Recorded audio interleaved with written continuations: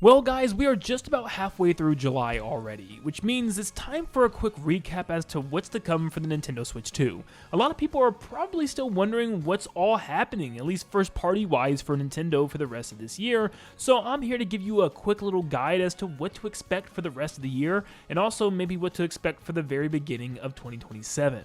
Let's face it, that recent General Nintendo Direct did not do it for most of us. Some of us really liked it, and a lot of us really did not like it. And it really just comes down to if you were excited to see third-party announcements, because most of it was third-party announcements. So a lot of us are still wondering what the heck is Nintendo's plans for the rest of the year. So I'll be doing a bit of speculation and also a bit of predicting, while also giving you guys some good ideas as to what to expect. We are still getting super close to our goal of 400,000 subscribers. So if you enjoyed this video, make sure you leave a like and subscribe to stay up to date on all things Nintendo. Help us reach our goal. We are super close. I have some fun videos planned for you guys. So let's see how many people we can get to like and subscribe from today's video. But real quick before we get started, I recently found this extremely cool website where you can buy Japanese exclusive games and merch at really good prices. Yep, I'm talking about JP Fans. JP Fans is an online proxy service that allows you to ship things from overseas, specifically from Japan. The problem is there's lots of sketchy websites and back-end services that allow you to do this, but JP Fans makes it extremely safe and super simple.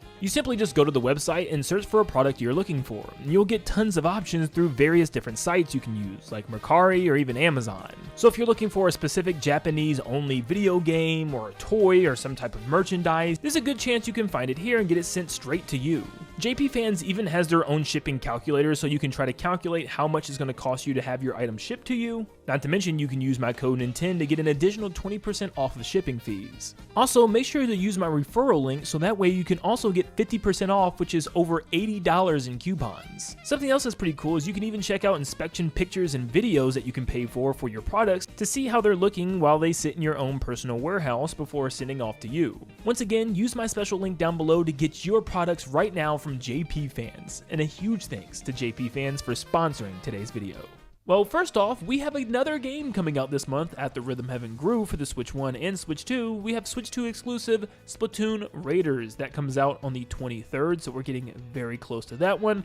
I'm predicting this game to get a bunch of 8s and maybe even a couple of 7s. It's not going to be the greatest thing in the world, but it is going to review pretty well. I'm expecting it to be in line with a lot of the games that we've gotten for Switch 2 so far. Probably low 80s, high 70s, but I would love to be wrong and this actually be a lot more ambitious and crazier than we're all thinking, but I don't know yet. I'm still not 100% convinced. You guys know this. You guys get mad at me for saying it every time, but we'll see. Now, strangely enough, August is one of the few months since the Switch 2 has come out to not have a single title, not a major or a minor one. Really, nothing is in the schedule for August, and I think this is for a reason. I think this month is saved for presentations of some sorts, and I think these are going to be where we get either, or maybe even both, a Zelda presentation and a Fire Emblem Fortunes Weave one. I think we could finally see the Zelda anniversary presentation here, or maybe just an Ocarina of Time remake one where they show us more of the game and really dive into this. We still don't have a release date or anything for that game. They didn't even give us gameplay, but I can definitely see Nintendo going in with the whole anniversary thing. Instead of sharing that with the September Direct, they could just do their own Zelda specific one where they show off some smaller things, maybe something with Twilight Princess or Four Swords Adventures on GameCube NSO, or maybe some other surprises like merch and other things Nintendo has planned, including movie information. That's exactly why I feel like having their own special direct would mean a lot, because they could then even go into the movie, which comes out early next year. But yes, I think another very possible Nintendo Direct that we could get is a Fire Emblem Fortunes Weave one, where Nintendo just simply goes deep into the game. I mean, they've been doing this a lot lately. They've been giving us lots of game-specific directs on top of demos that we can play, whether we have to go to the store or we can play them at home. So I'm expecting both. I'm expecting a Fire Emblem Direct and probably an in-store demo. I'm hoping an at-home demo, because that'd be really cool. Start getting people into Fire Emblem more, because I really loved Three Houses, but I wouldn't have known if I didn't just jump in and give it a try. So allowing people to have a free test at this, especially since it's Nintendo's next $80 game, might be very important. And before you know it, September rolls around, which means it's time for Nintendo Direct season again. I do think Nintendo's going to have one, and I do think it's going to be a general, and I think it's going to be within the first 2 weeks of September, because we do have Fire Emblem Fortunes Weave releasing on the 17th, and we'll get to that in a second.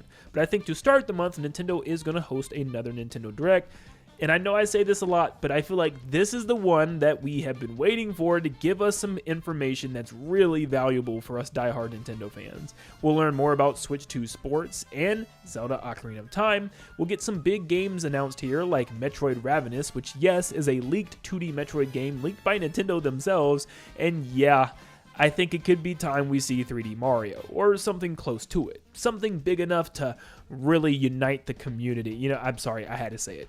It's your favorite line, okay? But yes, something pretty big. But other than that, I think some smaller things to fill in the early months of 2027 will be revealed here. But yeah, Nintendo doesn't really have a lot of solid release dates for the beginning of 2027, if not any. I mean, we just know of some games that are coming, so Nintendo really needs to start filling that out, especially in the September Direct. This is going to be an important one to set up 2027 in a good way. Like, for instance, it could be a little too early, but I could definitely see Xenoblade Genesis making an appearance here. They've already showed us a pretty chunky trailer for a game that doesn't have a release date, or not even a release window outside of 2027, so I'd be kind of surprised if this game goes completely unmentioned in the September Direct. But if this Nintendo Direct ends up being yet again another bust, I'm sorry, I think I'm done predicting things.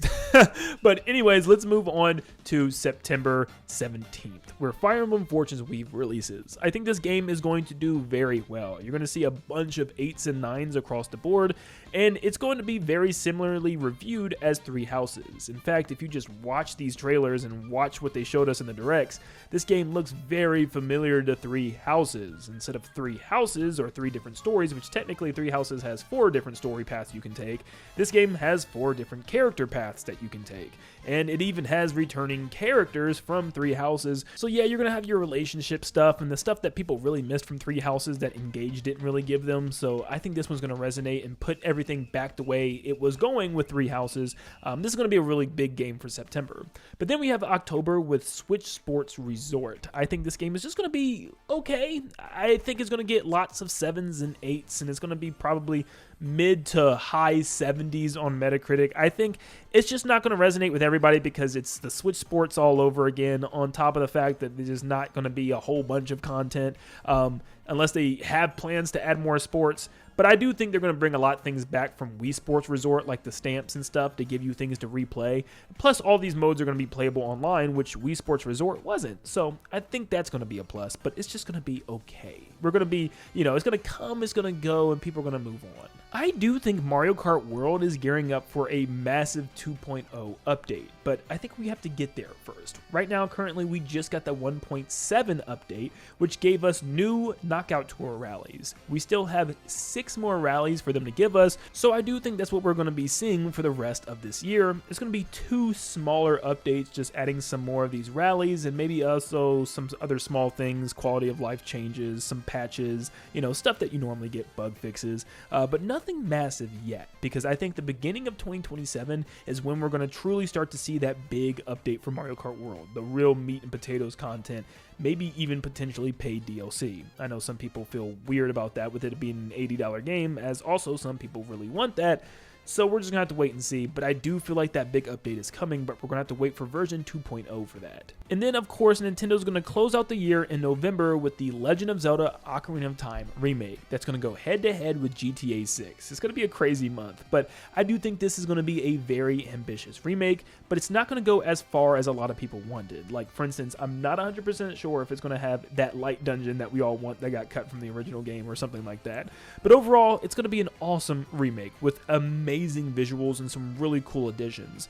But it's going to sit for a lot of people at around a 9 or a 10, which is going to be very high with a few 8s because some people are going to be very disappointed with the lack of new offerings, but it's going to review very, very well. I mean, it's no secret that this will be one of Nintendo's biggest games of the year, and when you look at what else they have this holiday season, it's really just this and Fire Emblem Fortune's Weave. I'm not going to say Switch Sports Resort is going to be a big holiday game, but yeah, I think it's all going to really be on the shoulders of Zelda to really win over a lot of new Switch 2 purchases. So yeah, they're going to need to really cook with this thing, and I really do think they will. Maybe not as far as a lot of people are hoping, but I think it is going to be very ambitious. Now, if our reliable rumors and leaks are to be believed, 2027 is really going to be a spectacular year for Switch 2 and Nintendo.